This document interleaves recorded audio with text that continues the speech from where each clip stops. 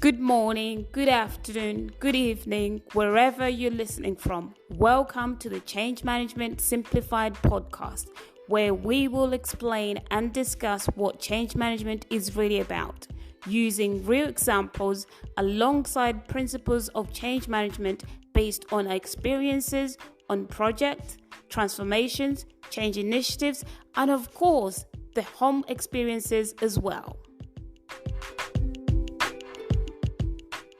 Please support me by signing up to WISE, a banking institution regulated by the FCA, using the link in the description. Ensure to use the link in the description to support me and be able to open up a personal bank account, which you will be able to send money globally for less and save up to 5 times on international transfers. In addition to that, you'll be able to receive and send money fast and also save on spending abroad. You pay and withdraw cash worldwide without any foreign transaction fees in over 231 countries. You can also open up a business account and benefit from the international business service account that they provide and be able to make payments and get paid in over 40 currencies. Hi everyone, welcome back to the Change Management Simplified podcast. Today is the day for episode 31. That's episode 031. And we are continuing from where we stopped on episode 30. That was episode 30, where we had the discussion or started the discussion with my good friend Sal, who has been working in the transformation space as a director for the last 30 years. He comes on the podcast to share his knowledge and pitfalls, but also hopefully you will learn from the experiences that we share, the pitfalls that we faced and learned from, because at the end of the day, the purpose for this podcast is for you to learn from other people's pitfalls. So come along and join us. And in episode 30, we will discuss one of my favorite topics, the non-verbal communication. What are the pitfalls of non-verbal communication? Body language. Body language is just amazing. To me, anyways, because a lot of people just don't get it. But whilst you're watching people, for example, in a meeting or having a discussion or a debate, you can actually see the body language change and you can see when they're misaligned. So this is where we change from a change management perspective, jump in to try and bring them back to be aligned and continue constructive discussion. In addition to that, we also talk about self-reflection. This is both to the new leaders, but also the established leaders and those embarking on the leadership journey. You always need to be able to self-reflect, stop and self-reflect. It's important for you to do that because otherwise you will never know where you're going wrong or where you're doing well and therefore be able to improve. We also touch upon the benefits of mentoring and coaching for leaders, generally, and also the power of soft skills, the importance of soft skills as a leader. No one ever told you that your soft skills will be the most important aspect of your leadership role. Well, on that note, let's join Sam. And when you've got a new leader, and they maybe are also still learning to be receptive to some feedback, they may have been an outstanding manager who are used to getting feedback about delivering on time, coordinating the resources, being a problem solver, all of the things that they should be doing, giving, feedback, concrete feedback to their teams. But, perhaps what they hadn't realized is that in a broader leadership role like that, there are more angles to it. So a couple of things on that is, one, I would say if you are steering or coaching a new leader, you have to think about communication and how you are communicating with individuals as well. And what that means, that doesn't just mean speaking to them or writing emails or, being very prescriptive in your book of work, but really communication on the strategy, the journey, and everything that is happening. Like, what is the why of all of this that's happening? It's not just the what and the how now. And once new leaders start to embrace that, communicating the why and living it, I think that will also help to build that confidence and also that realization or that ability to accept the constructive criticism, and that they will, in turn then become stronger and stronger leaders. I mean, leaders are also expected to kind of motivate and inspire. Yes, it's one of the core roles, That's a responsibilities. that's our activity there. How you go about doing it, there's lots of different ways you can inspire by your intellect, by your ability to connect with people, by many different ways. But really, thinking about that as well and bringing that back to the team, something that's not working. Are you thinking about how you're inspiring and motivating them to do what they should be doing? One other element too, as we've been talking through it and having maybe new leaders who are struggling to find their footing, Mm. I can't emphasize enough how important coaching and or mentoring is, particularly for a brand new leader who may have been a team manager but now has a team of teams, and is sitting on a leadership team or a management team within a larger organization. And they're coaching and mentoring two different things here. I mean, the mentoring has a more formal element of it. I've been a mentee and a mentor, and I think both of those have been really important for me to understand how I operate as a leader. And particularly in the early stages of your leadership journey, so important. And finding a mentor that you connect with and that you can make incremental learnings and development with. I found that for me personally to be really helpful. Everyone has their own experiences with it, but having that mentor, somebody you can bounce something off of that is not involved in your line work at all, but knows what you do and can give context. Coaching is another great thing. Coaching can happen at any time. If you're inspired by the way someone does, some specific piece of work, uh, you can have them come in and really have a one-off conversation about the way that you operated in order to do X activity or to run this specific workshop or that sort of thing. So I love yeah. that. I love that recommendation, Sal, because I've also maintained the same thing. I still do it with you informally. um, but it's worthwhile having someone that you can talk to and will give you a completely different perspective from the environment that you're intensely working in, because they've got these fresh ideas, and also they just make you look at things differently. You might be overreacting in some cases, and you might be just missing something. And with them coming in with this different perspective, just kind of think, yeah, actually, it's not as bad as I thought. So, yeah, definitely, I encourage people to do that.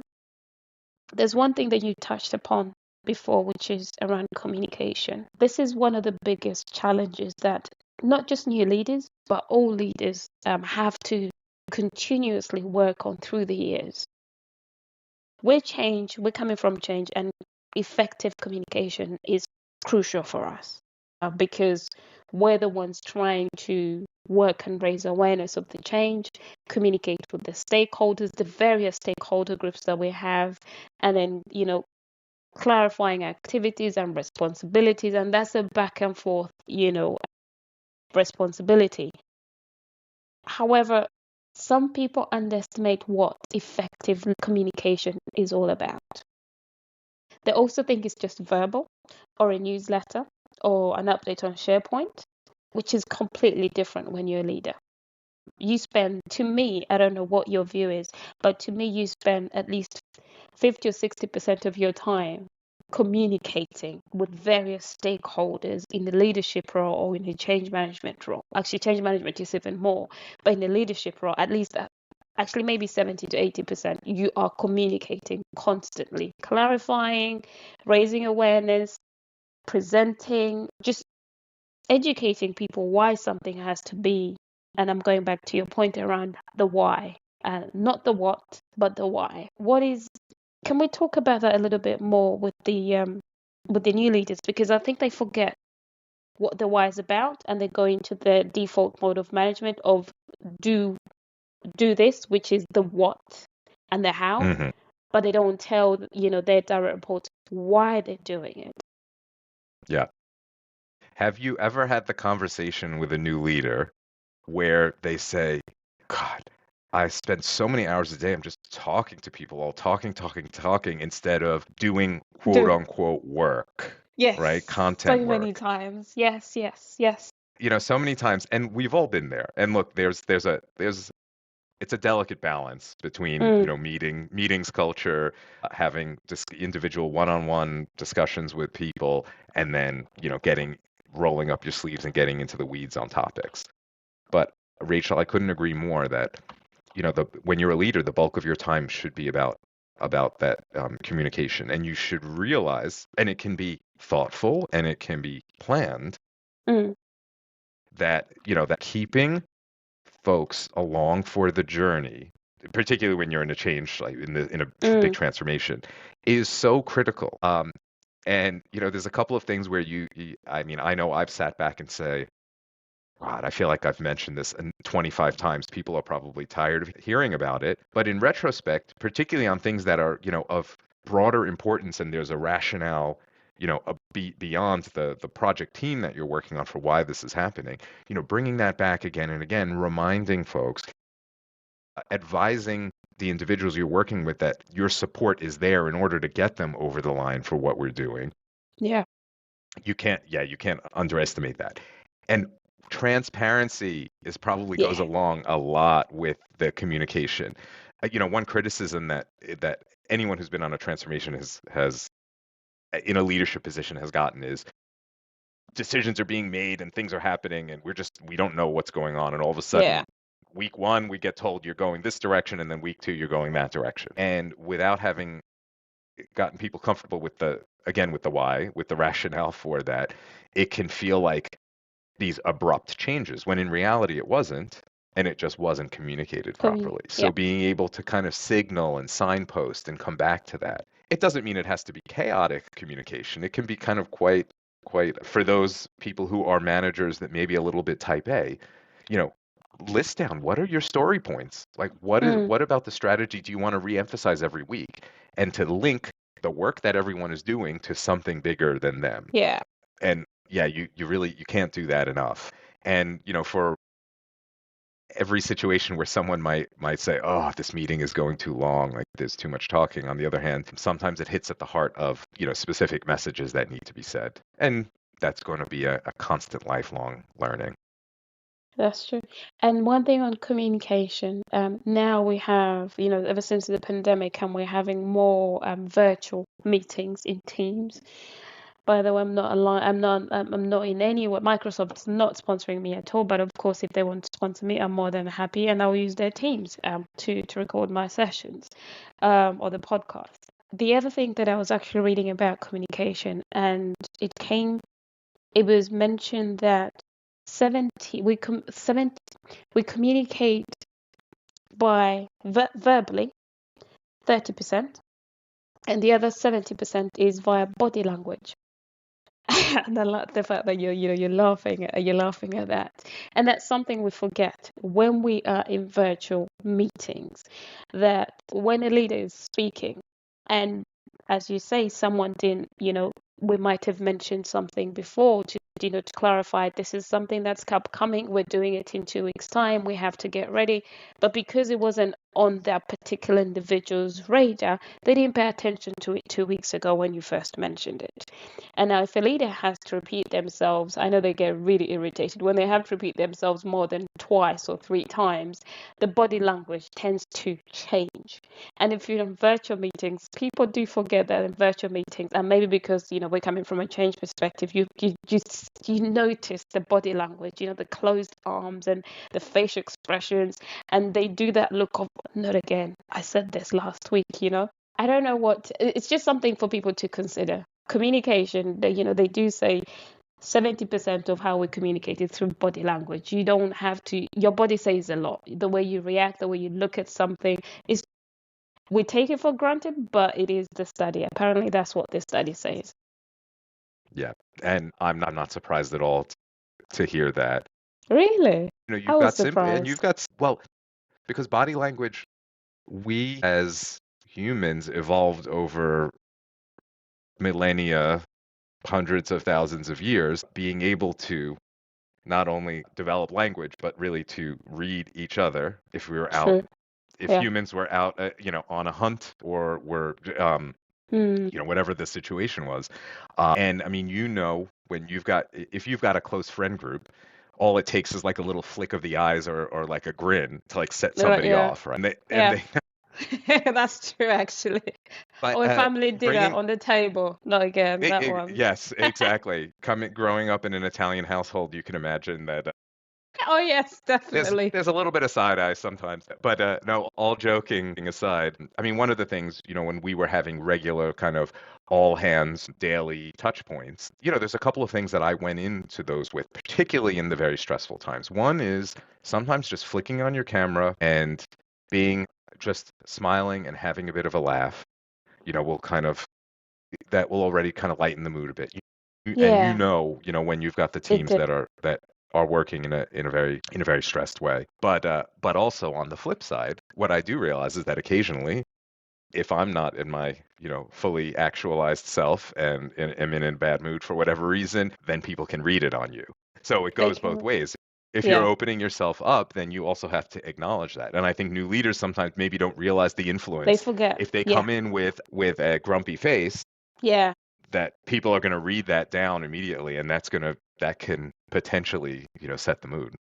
yeah, and which it does because what I did observe that people don't even feel comfortable asking questions because they're a little bit scared of the expression, the body expression or the face expression that particular leader might demonstrate or show without them knowing unintentionally that maybe you're asking a silly question and no one wants to be seen in that way. So yeah, so virtual meetings have become an interesting Yeah. consideration to keep in mind Yes. when A- communicating. And the vulnerability around that. Mm, People aren't expecting you to always to be on, to be looking your best, feeling your best. But if you acknowledge that, that also yeah. then builds trust and that sense of connection.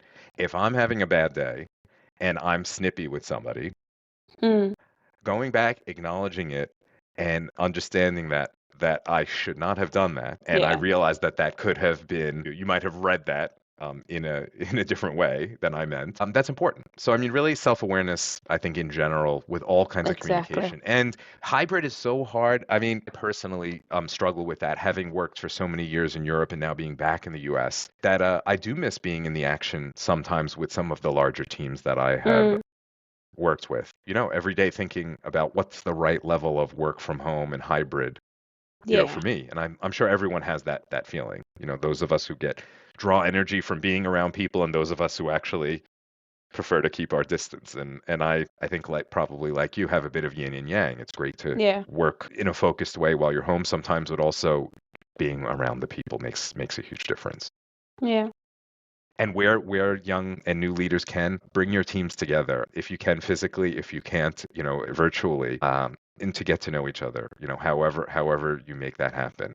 It's so important because if you want a well-oiled team machine, they gotta like working together, even if they don't love each other. They gotta like to work together, and they have to have a mutual respect for what everyone's doing and for what you're bringing to that. And it brings the whole team ethics, teamwork.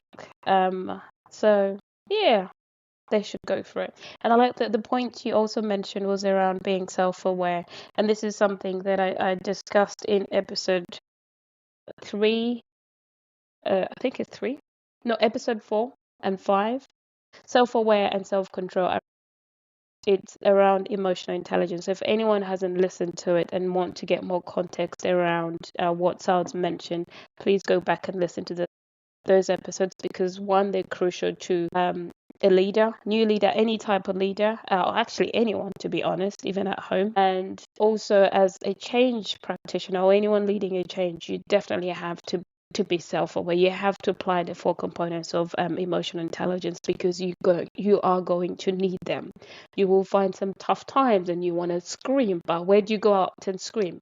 Go out in the park and scream, and then come back all calm and calm, cool, collected, but just let it out. But just be mindful of how you react and how that impacts those around you, because you don't want them to think you're a crazy person or you don't know how to receive setbacks.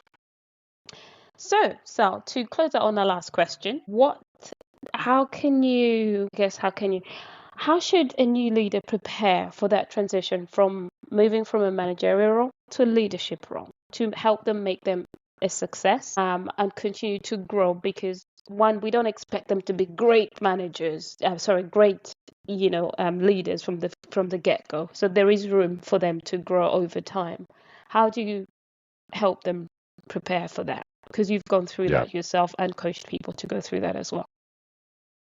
And I mean, it's not always a one size fits all, but I think there's a lot of elements that are going to be consistent in that case. So, I mean, again, here coming back to um, thinking about the communications. You're a new leader, and that means that people are going to look to you as someone who is a representative of whatever the organization, company that you are working for, right? The division, the department. And as a result, your communication has to be very intentional in some ways, I think.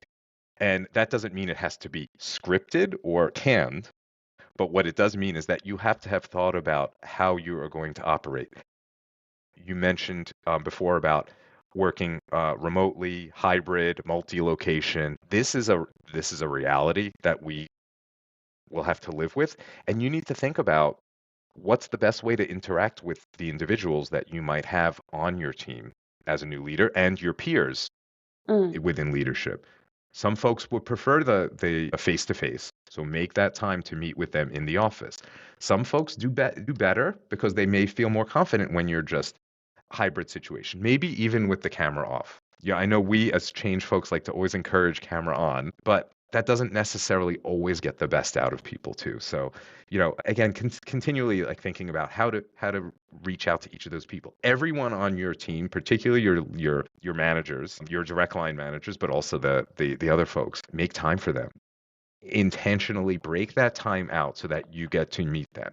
If you're a new leader for a team of 15 people, of 3 team leads and then 12 staff, you better make time and communicate and get to know each one of those people. It doesn't have to be war and peace, but it has to be, I'd like to have a coffee and understand just a little bit about you. What's been your career? What are your aspirations and your goals? mm, So I think really important because you got to set that that relationship in quickly. And also, it's not going to always work easily in every case. Some people you're going to have that natural click, and then others it will take longer, and that's okay. Everybody has their own style, and you can learn it too. So I mean, so I think that's one thing. The second thing is, particularly after a transformation, I think this is going to be relevant.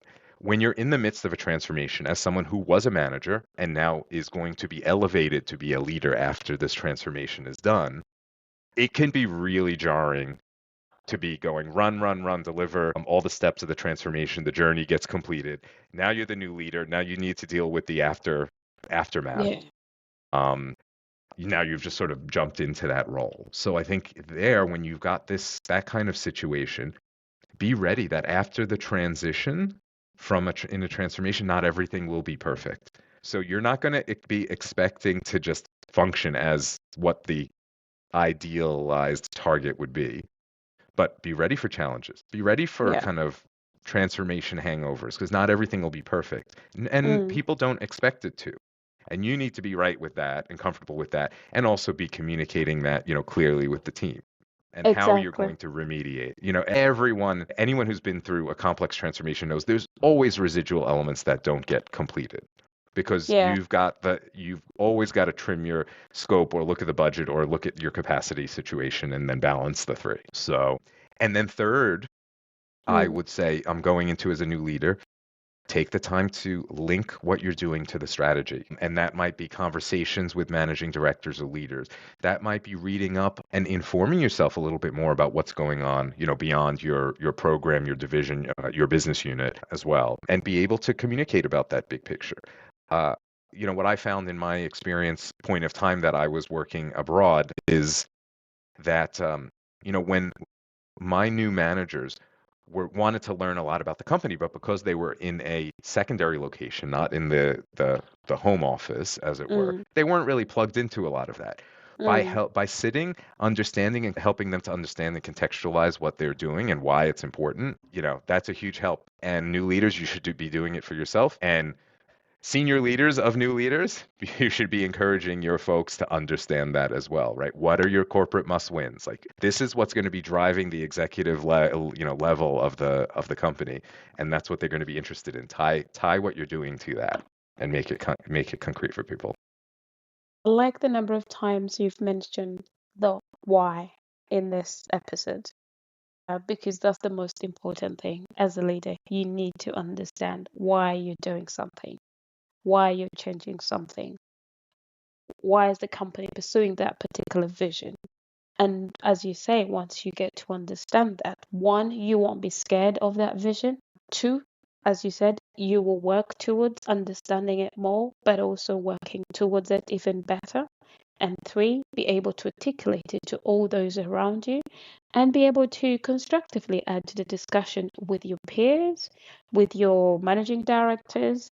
And this is just you showing that big vision of understanding of why the organization is deciding to pursue a certain strategy in order to achieve that particular vision.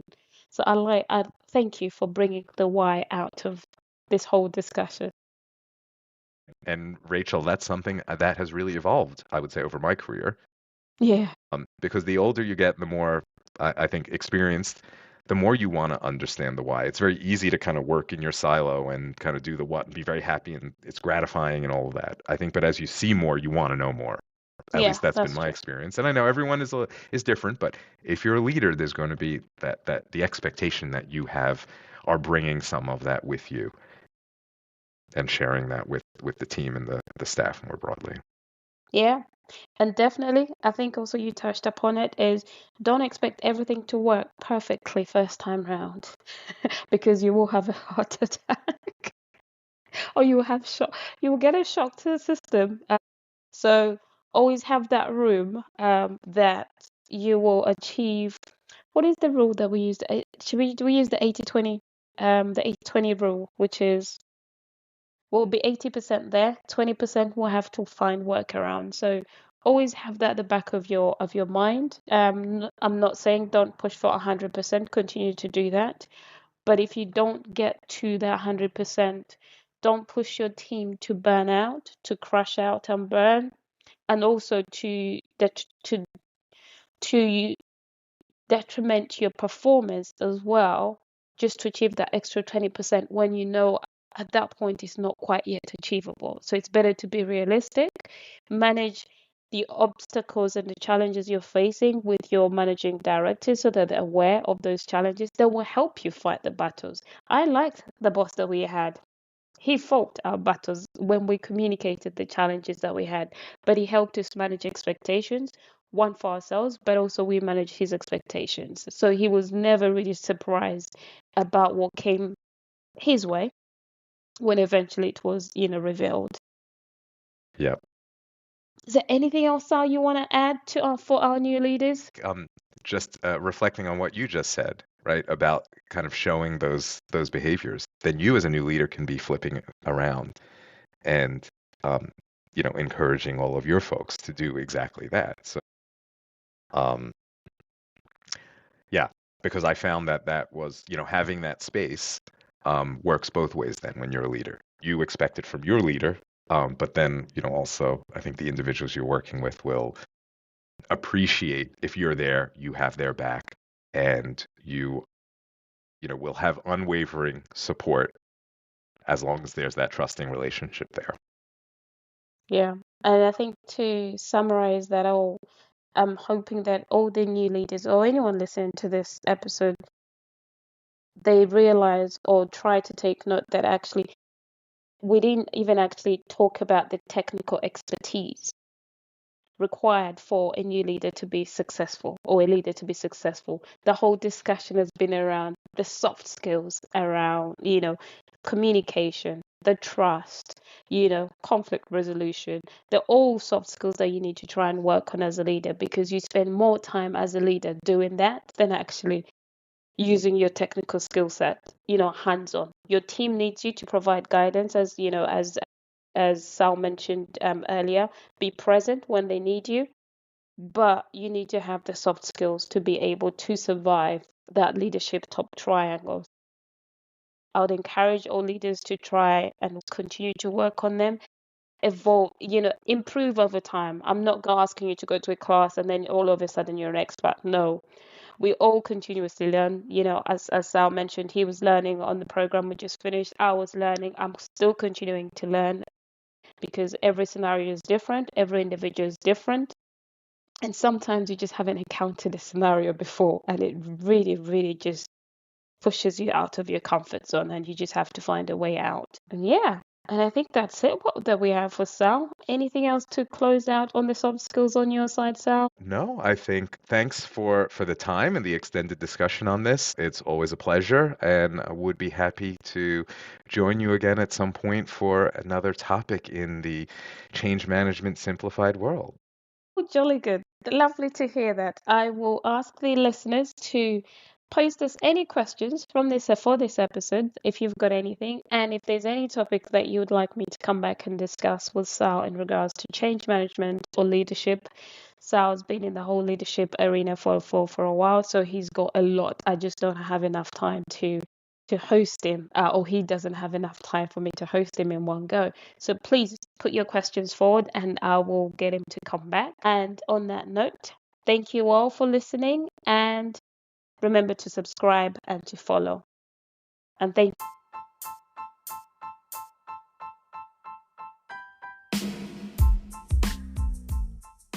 If you find this podcast beneficial or interesting, please press follow, like, or subscribe. Lastly, and of course, don't forget to spread the word by sharing. Thank you for listening.